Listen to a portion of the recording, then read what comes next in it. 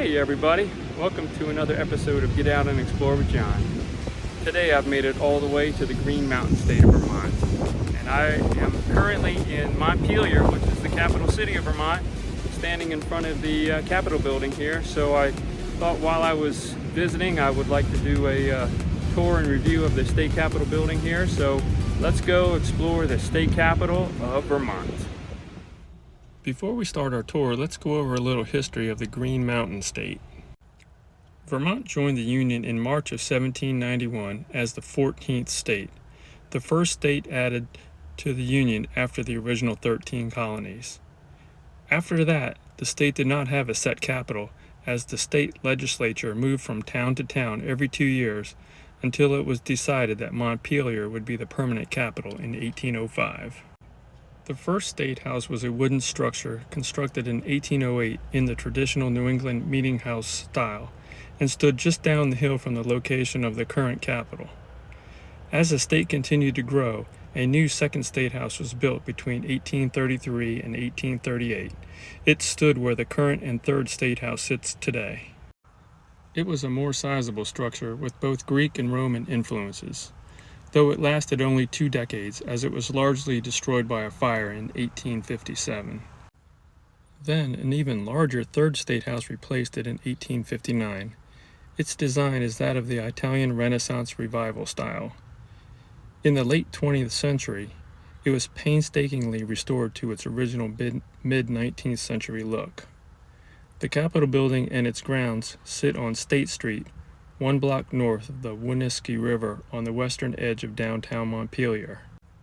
Montpelier still holds the title as the nation's smallest state capital by population.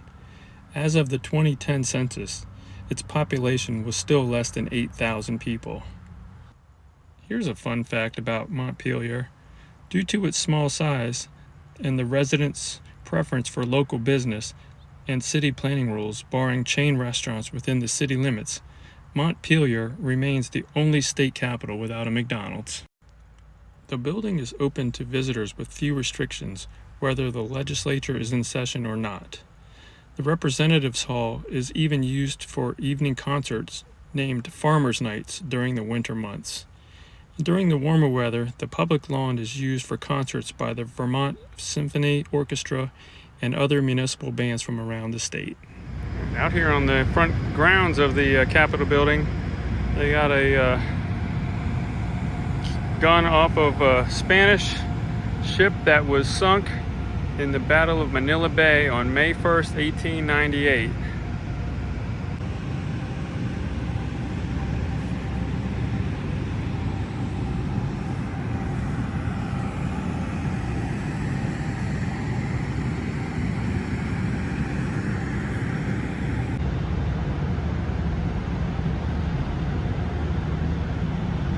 View from the front steps of the Capitol building.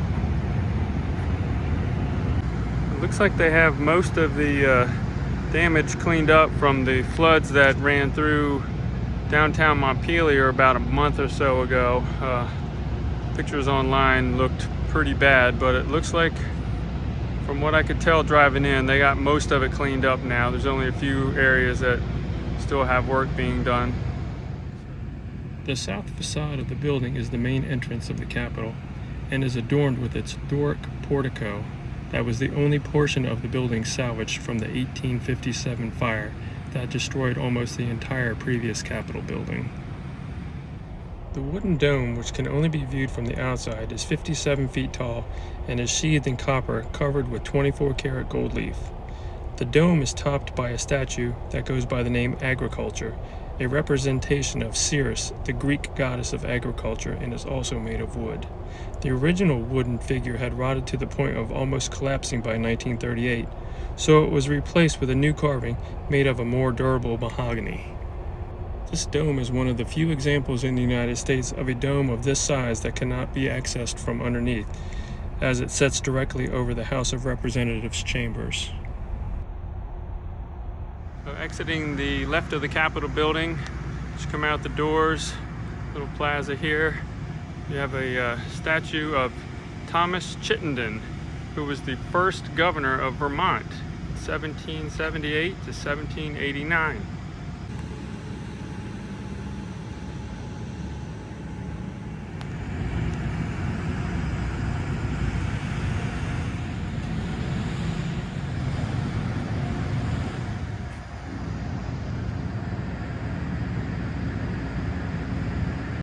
Now that we've learned some interesting history about this beautiful building and explored its grounds, let's make our way inside and check it out.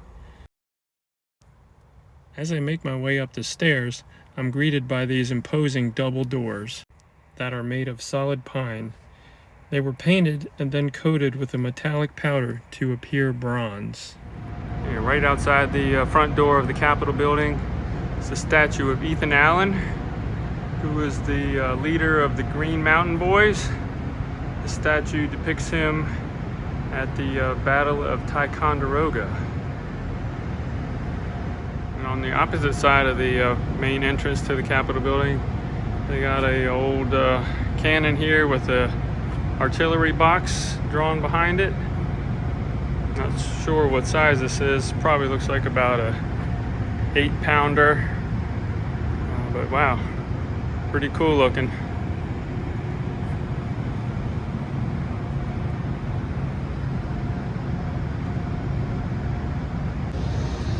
Those are quite impressive doors, probably about 3 inches thick and probably 12 feet tall here. Quite the doors to get into the state capitol building. Upon entering the main lobby, you will find portraits of the 2 Vermont-born U.S. presidents. On the right-hand side is a portrait of Chester Arthur, who was U.S. President from 1881 to 1885. He was from Fairfield, Vermont. On the left-hand side, you will find a portrait of Calvin Coolidge, who was a U.S. President from 1923 to 1929. He was from Plymouth Notch, Vermont. Directly behind the main entrance lobby, you will enter what is known as the Hall of Inscriptions, where you will find a sculpture of Abraham Lincoln, done by Vermont artist Larkin Goldsmith. This bust was actually done in preparation for a large bronze statue that Goldsmith was commissioned to create for Lincoln's tomb in Springfield, Illinois.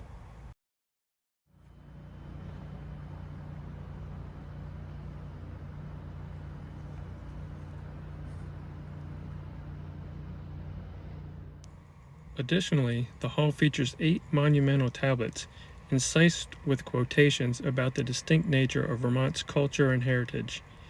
Each tablet features 14 gilded stars that represent Vermont's 14 counties, the state's 14 years as an independent republic, and being the 14th state to join the federal union.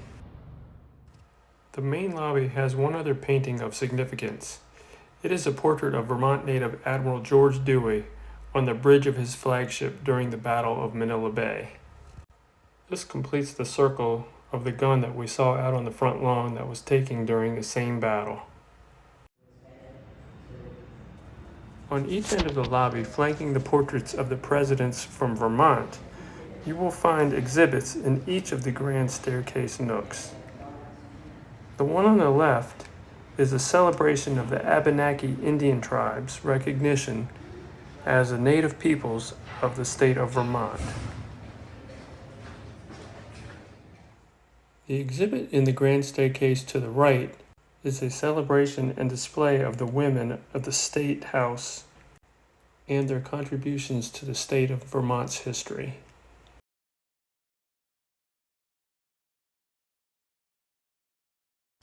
Well, I think that's going to do it for the first floor, so let's head on up the grand staircase to the second floor, where most of the legislative work is going to be getting done. We're going to see the governor's office. We're going to see the Senate chambers and the House of Representatives halls up here.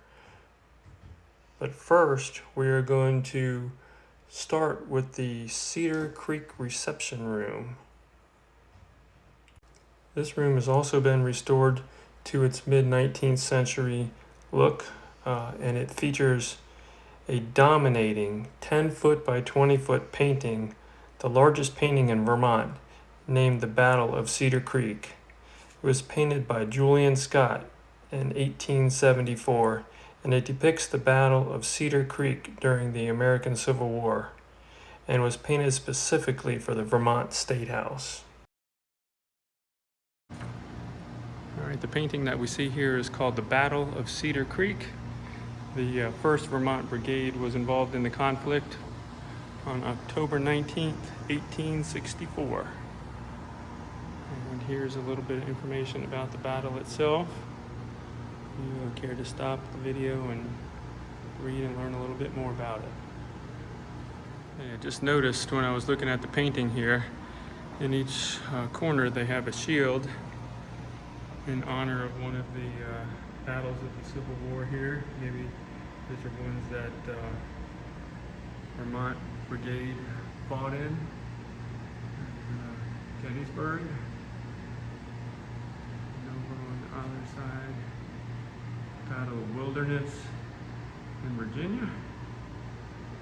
And then down here at the bottom, the Battle of Fredericksburg. This room originally served as the state library until it was redecorated as a reception room in 1888. It contains elaborate wall stencils, bent brass gas chandeliers, an oriental carpet, and stained glass skylights reminiscent of the Gilded Age. One of the windows in the reception hall depicts the obverse of the state coat of arms and representation of the Great Seal of Vermont. Vermont does not have a permanent governor's mansion, so this room serves as the main reception hall for any official entertaining. Some pretty fancy Victorian chairs here. I don't think you are allowed to sit in these chairs, but pretty fancy looking. Alright, as I head down the left wing of the building, come into this big parlor here, heading towards the rear of the building, and look at this fancy fireplace they got going here.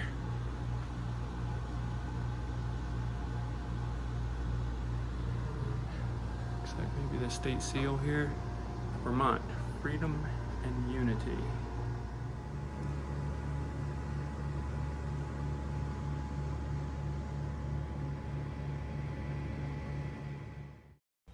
Just around the corner from that beautiful fireplace, we find a side entrance into the Vermont House of Representatives Hall. The second floor House of Representatives Hall, the largest room in the building, is home to the 150-member Vermont House of Representatives and has again been restored to its 1859 grandeur. The large plaster ceiling medallion in the center of the chamber is in the form of a lotus flower with a center rosette of leaves that hold the two-tiered electrified gasolier manufactured in Philadelphia. Each of the petals weighs approximately 500 pounds. From this angle you can see the 30 original mahogany carved settees behind the rostrum. Those are there so that the Senate could join the House of Representatives in a joint session for the legislature. Entering the hall through the main double doors of the lobby, one can see the portrait of George Washington that was rescued from the fire that destroyed the previous State House in 1857. It hangs directly above the Speaker's rostrum. It was one of the few items that was saved from the fire.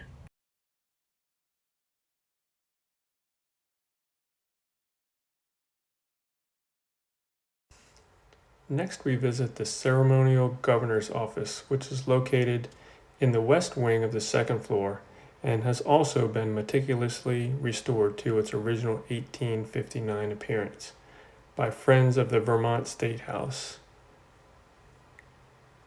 One of the main features of this room is the Constitution chair at the governor's desk. It was carved from timbers from one of the U.S. Navy's earliest ships, the frigate USS Constitution, better known as Old Ironsides. It has served as Vermont's official governor's chair since 1858. Leaving the governor's office and walking across the second floor gallery, I wanted to give you a view out the front window of the State House looking out at the grounds from above.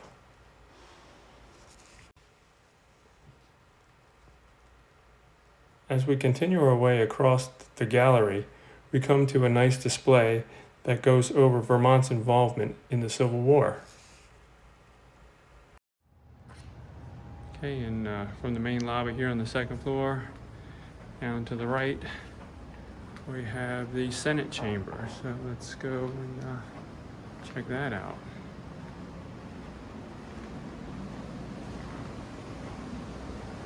Not quite as big of a room, but wow, still very fancy.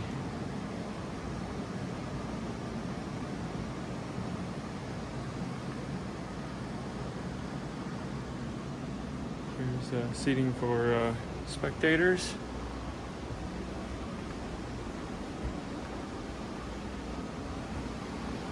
And take a look at this dome, everybody. That is another spectacular ceiling here in the Vermont State House. And again, the speaker's rostrum is adorned with another elaborately hand-carved example of Vermont's coat of arms. Spiral staircase all the way up to the next level here, the third floor, where visitors are not allowed, but check out the railing here. That's pretty special.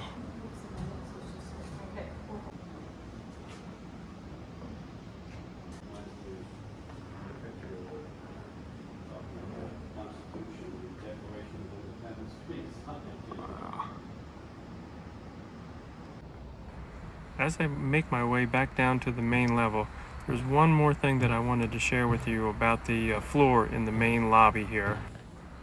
The checkerboard floor tile exhibits white tiles from Danby, Vermont, and the black tiles are from a quarry near Lake Champlain. If you look closely at the black tiles, you can see small fossils embedded in many of them. Here's the main gallery on the first floor. Goes all the way from one side of the building to the other.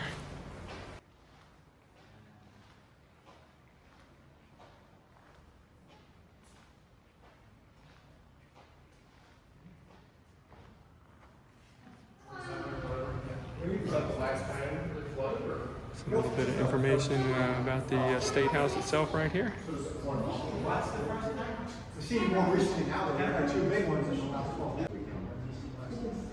Here's a little bit of history on the previous state capitol buildings here in Montpelier. And then the third and present state capitol building right here. All right, guys, well, I think that's going to do it for the tour here at the state capitol in Montpelier. Pretty impressive building for such a small state. I really enjoyed walking around and taking a look at the paintings and the furniture and the architecture that they have in the building here. It's quite impressive. So if you ever get a chance to stop by here in Montpelier, I'd definitely recommend coming and checking out the state capitol building. So hopefully you liked everything you saw in the video, and consider giving me a thumbs up and maybe subscribing to the channel. And until next time, like I always say, you never know what you're going to see when you get out and explore with John.